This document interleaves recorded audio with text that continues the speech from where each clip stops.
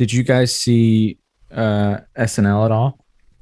I didn't know. No, I saw that Dogecoin plummeted 30% while Because Musk he was crashed it. He did it on purpose. Your baby got out before it crashed. Yeah, What's he up? warned everybody. He was like, be careful when you're trading crypto, and then went on SNL and bashed Doge. Like, Did he? I thought he in Weekend Update, he was like, to the moon, baby. yeah, but The his whole mom thing. wouldn't accept it. Like, his mom was like, no, I don't want Dude. Dogecoin. That's when it tanked right there. Probably the best episode SNL's had in who the Are fuck you knows how fucking long. kidding me? I swear to God. Just for the fact that, like, I don't know. It's been Well, Elon Musk is a douchebag, first of all. Let's just get that out of the way. He's not he's like a real asshole.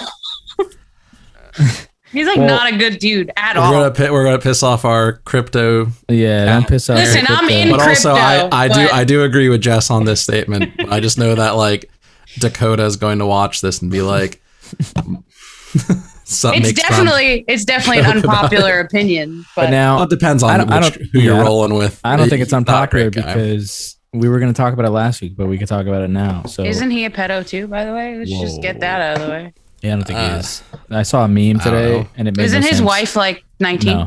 No, she's not. She Thought looks she was. 19. That's the joke. But okay. she's like 30 something. Gotcha. Yeah, some people just look forever like a teenager, and then suddenly they're like 90-year-old lady. Yeah, I saw that meme today, and it was like a joke about a hardcore 36-year-old dating a young 18-year-old because he looked like he was wearing like a black bandana, and she looked like she was 16 years old behind him. Yeah, I didn't see I had a to meme. Google it because I was like, is he really dating like that? But then everyone's like, nah, she's like. Wait, we're talking 30. about Elon Musk, right? Yeah. His Yeah, girlfriend. it's Grimes. Grimes, yeah. I didn't see a Grimes meme. is not like 19. Grimes has been. Grimes was making music when I was in college. Her fandom hates him. That's where I saw it. Like, Now, I saw them talking shit. So now we can kind of so. All right. So the rumor was that before SNL started, there was a bunch of people that didn't want to work with him. I'm sorry.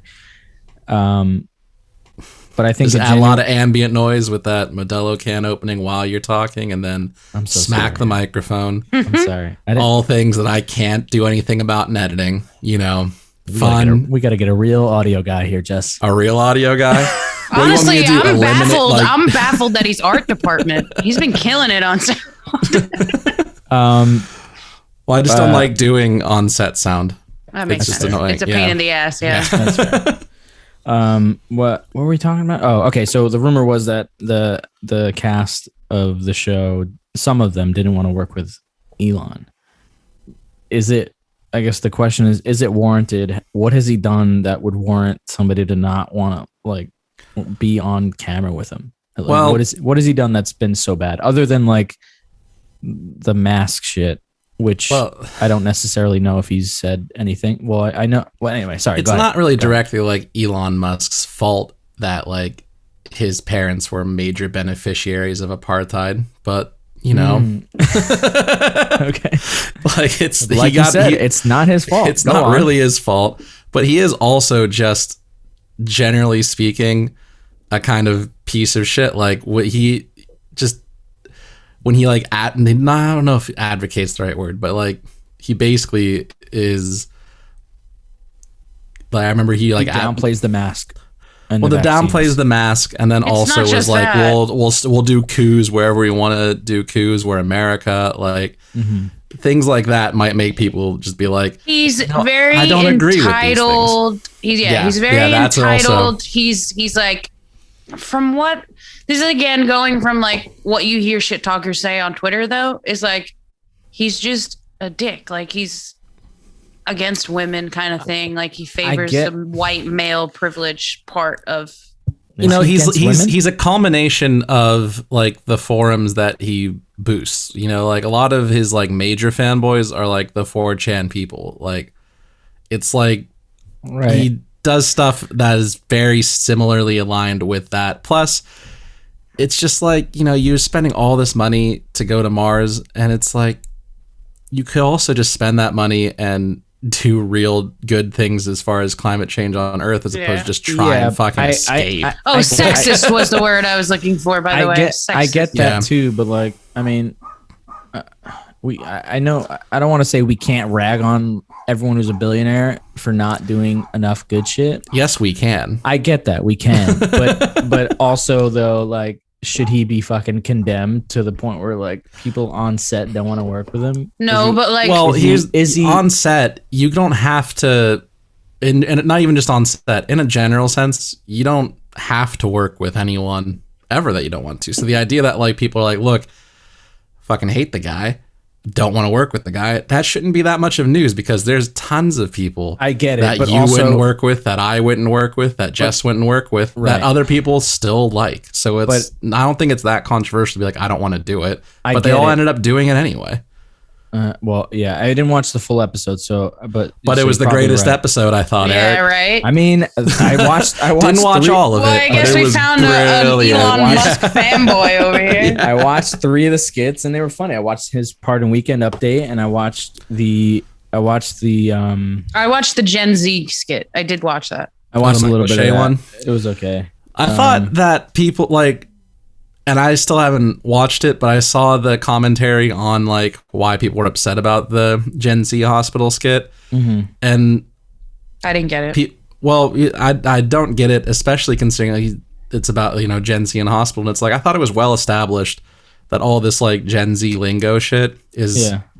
Am I the only one who already like taken from like millennial lingo? Because I used it. Some of it, not all of it, but some of the words I was like, oh, but it's like the things that people latch on. Like I know it does not like as weirdly foreign as people like to make it out to be, but that might be just because we're in New York. But I think like forever, like trendy language has always been basically stolen from black people. Like, so the idea that the black man writing a sketch about like generational use of language and getting in trouble because it's using African-American vernacular English. Michael Shea wrote that whole sketch. That was the Michael Shea wrote the sketch. And I'm just like, I don't see like the issue with it if we're not going to talk about like the appropriation issues of it, which I also don't inherently see in a general sense, but it's like, it's wrong for all the like wrong reasons people's misdirected anger about it. But I think. Well, maybe that's on my understanding. Not everybody knows that he's the one who wrote it. Like in the context of it, you're just seeing all these white people say dead ass, but that's I thought dead ass. Like, wait a minute. You go on TikTok, and that's like, yeah, TikTok. I'm talking too quickly. You go on TikTok, and that's the shit you see. Like, he's not wrong in putting that in the sketch. And also, I think, Jess, you're about to say dead ass is a New York thing? I've been saying, I've been saying dead ass since I'm like 12. Dead ass is not, and that's what I was getting at earlier, where it was like, some of this stuff, maybe to us, because we've been here, is like, that we probably are aware of it because it's a lot of New York language. Right. Like I've been saying that shit since I'm a kid. Like dead ass, dead ass. People are like, oh, it's so like the phrase "built different" is apparently a Gen Z phrase, and I'm like, I've been hearing and using that forever. Yeah. Or like it hits different. Yeah, it hits different, built different. It's the blank for me. Like these are all phrases.